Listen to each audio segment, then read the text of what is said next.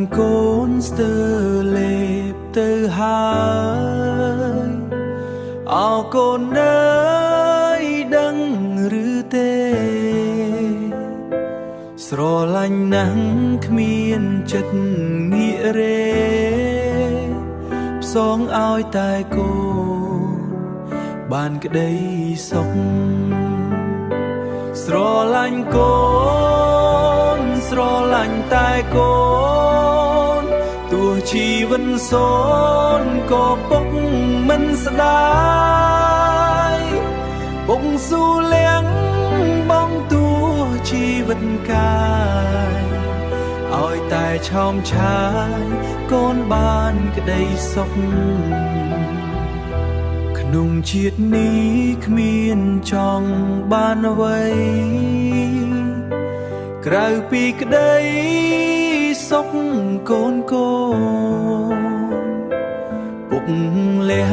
បងទោះជីវិតសូន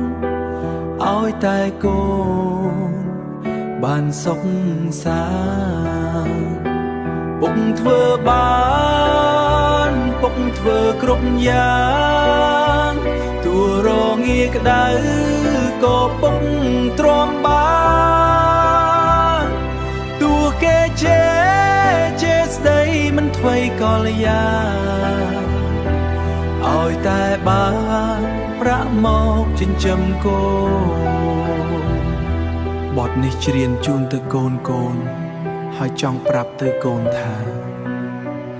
ឪពុកម្ដាយក្នុងលោកហ៊ានលះបង់គ្រប់យ៉ាងដើម្បីបដូរយកស្នាម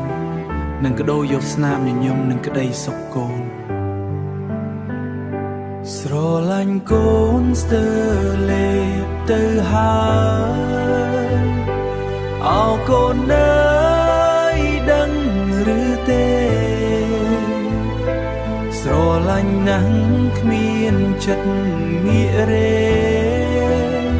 ផ្សងឲ្យតែកូនបានក្តីសុខស្រឡាញ់កូនស្រឡាញ់តែកូនឲ្យតែឆោមឆាយកូនបានក្តីសុខ